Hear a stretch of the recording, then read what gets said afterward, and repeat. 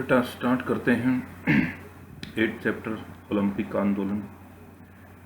इसमें हमने पहली 2 वीडियो में आपसे चर्चा की थी प्राचीन ओलंपिक और आधुनिक ओलंपिक के बारे में। तो कब स्टार्ट हुए थे, क्या क्या प्रोसीजर होता है, ये सब कुछ हम डिस्कस कर चुके हैं। इसके बाद अब मैंने जैसे पिछली वीडियो में बताया भी था कि आज हम करेंगे ओलंपिक मोटो, ओलंपिक सौगंध या शपथ, ओलंपिक ध्वज, ओलंपिक मशाल, ओलंपिक पदक, उद्घाटन और समापन समारोह के बारे में। तो शुरू करते हैं ओलंपिक मोटो। तो ओलंपिक का मोटो क्या है? ये लैटिन भाषा के 3 शब्दों से मिलकर बना। क्या क्या है? नंबर 1 है सीटीएस, इसका अर्थ है सबसे तेज या फास्ट। दूसरा है ऑल्टीएस यानी बहुत ऊंचा, हायर। और तीसरा है फोर्टियस यानी बहुत शक्तिशाली या स्ट्रोंग। तो मोटो क्या है और इन 3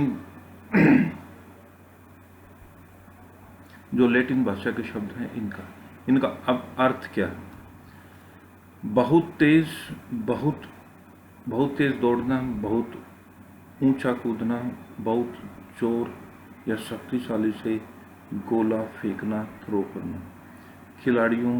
ये शब्द खिलाड़ियों में उत्साह भरते हैं और अच्छे प्रदर्शन करने हेतु के लिए उन्हें प्रेरित करते हैं। यानी इन शब्दों का मेन मकसद खिलाड़ियों को अच्छा प्रदर्शन और उनको प्रेरित करने के लिए किया गया है। तो ये तो हो गया हमारा ओलंपिक मोटो। अब आता है ओलंपिक ओथ या शपथ या सौगंध। इन तीनों में से कुछ भी हो सकती है। तो आपने पता होगा कि कोई भी गेम, जैसे हम स्कूल में भी अपना एनुअल स्पोर्ट्स मीट सेलिब्रेशन करते हैं, तो सबसे पहले खिलाड़ी शुरू करने से पहले ओथ लेते हैं। तो इसी तरह ओलंपिक खेलों के आयोजन में भी सबसे पहले खिलाड़ियों को ओथ लेनी पड़ती है, शपथ लेनी पड़ती है, सौगंध लेनी पड़ती है। वो क्या है? हम सौगंध लेते हैं कि हम इन ओलंपिक खेलों में सच्चे खिलाड़ियों की भावना से भाग लेंगे तथा अपने देश के सम्मान एवं खेलों के गौरव के लिए इन खेलों के सारे नियमों का आदर एवं पालन करेंगे। यानी जो भी हम खेलेंगे, उन जो गेम में नियम है उनका हम भली भांति से पालन करेंगे। इस प्रकार की हम सौगंध लेते हैं ताकि ये सौगंध लेने के बाद कोई भी चीटिंग वगैरह ना करे, इसलिए ये सौगंध दिलाई जाती है। इसके बाद है ओलंपिक ध्वज। ये काफ़ी इम्पोर्टेंट है। जैसे ये हम तो अभी लॉन्ग क्वेश्चन कर रहे हैं, ये शॉर्ट क्वेश्चन में भी पूछा जाता है कि ओलंपिक ध्वज के बारे में नोट लिखें। 3 नंबर का क्वेश्चन ये मोस्टली एग्जाम में पूछा जाता है, ये इम्पोर्टेंट है। तो डी कुबर्टिन ये एक दार्शनिक है, इसका काफ़ी बार नाम आ चुका है। आधुनिक ओलंपिक में भी ओलंपिक की जो खुदाई करवाई थी उन्होंने, उसमें भी तो उन्होंने सुझाव दिया कि एक हमने ओलंपिक ध्वज भी बनाना चाहिए, जिसका निर्माण 1914 में किया गया था। 1913 में ये सुझाव दिया गया था, 1914 में इसको जारी किया गया था। लेकिन ओलंपिक ध्वज सबसे पहले 1920 में बेल्जियम में होने वाले खेलों में ये फहराया गया था। तो यहाँ बेटा 2-3 इम्पोर्टेंट एक नंबर के क्वेश्चन बनते हैं कि ओलंपिक ध्वज का निर्माण कब हुआ? 1914 में। और इसको सबसे पहले कब फहराया गया? 1920 में बेल्जियम में। तो ये 2 इम्पोर्टेंट क्वेश्चन हैं। इसमें एग्जामिनर आपसे हो सकता है कब फहराया गया और इसका निर्माण कब हुआ। फहराया अलग है और निर्माण अलग है, इसलिए इसमें कंफ्यूजन मत करना। 1914 और 1920। अब इसमें क्या है, यह सफेद रंग का झंडा होता है। ये भी 1 नंबर में क्वेश्चन पूछा जा सकता है कि ओलंपिक ध्वज किस रंग का होता है? तो आंसर है सफेद। इसमें 5 चक्कर होते हैं आपस में मिले हुए। आपने देखा होगा ओलंपिक में गोल गोल चक्कर एक दूसरे से मिले होते हैं। इन जो चक्र हैं इनका रंग भी भिन्न भिन्न होता है, अलग अलग होता है। ये कलर कौन कौन से हैं? नीला, पीला, काला, हरा और लाल। ये भी बेटा 1 नंबर में पूछा जा सकता कि ओलंपिक ध्वज में जो चक्र हैं उनके रंग कौन कौन से हैं? कौन कौन से हैं? नीला, पीला, काला, हरा और लाल। अब आता है कि ये 5 चक्र क्या है? ये 5 चक्र हैं 5 महाद्वीपों के। हमारे 5 महाद्वीप हैं, तो उनके अलग अलग पहचान के लिए ये अलग अलग कलर दिए गए हैं। जैसे नीला रंग है वो यूरोप के लिए है, पीला रंग है वो एशिया के लिए है, काला रंग है वो अफ्रीका के लिए है, हरा रंग है ऑस्ट्रेलिया के लिए है और लाल रंग है अमेरिका के लिए। ओलंपिक ध्वज में ये चक्र उत्साह, आस्था, विजय, काम की नैतिकता और खेल भावना को प्रदर्शित करते हैं। ये चक्कर आपस में जुड़े होने से 5 महाद्वीपों की मित्रता और सद्भावना का प्रतीक होते हैं। तो इसमें आप बेटा सबको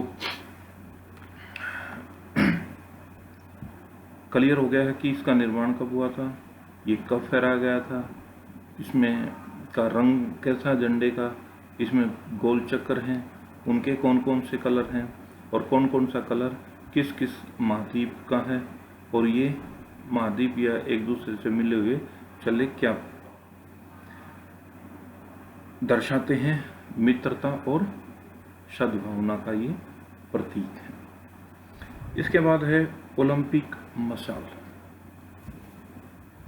मशाल तो आपको पता ही होगा, जो कि ज्योति भी कहते हैं। अभी पीछे हमने जब गेम्स किए थे अपने, तो उसमें भी ये मशाल का आयोजन किया गया था।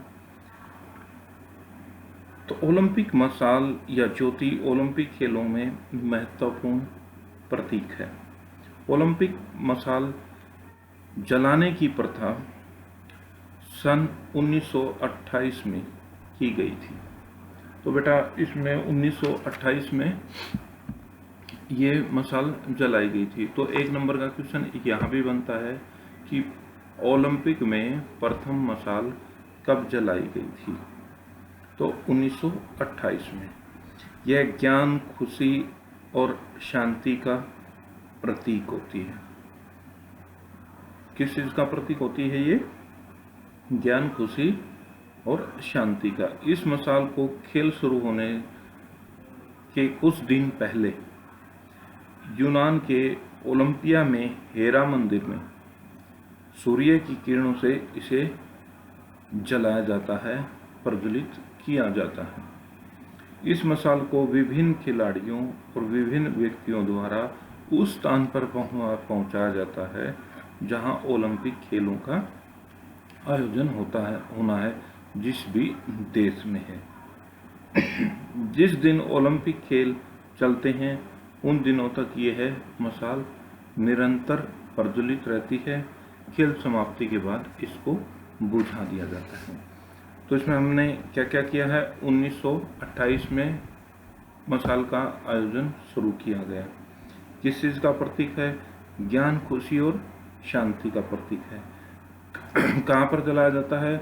यूनान के हेरो मंदिर में सूर्य की किरणों से इसे प्रज्वलित किया जाता है और वहाँ से विभिन्न व्यक्ति और खिलाड़ियों द्वारा इसे पहुँचाया जाता है जहाँ पर ओलंपिक खेलों का आयोजन होना है। तो ओलंपिक मशाल का भी है। अब आ गया ओलंपिक पदक यानी ओलंपिक अवार्ड्स।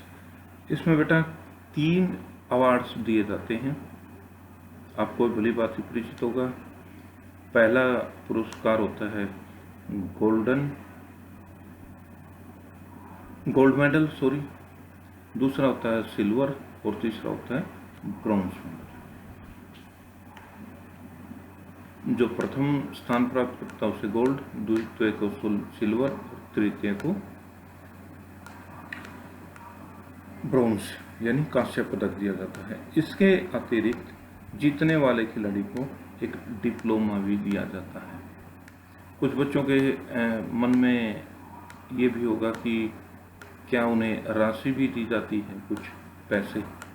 तो बेटा ओलंपिक जो आयोजन कमेटी है वो केवल मेडल और डिप्लोमा दिया जाता है।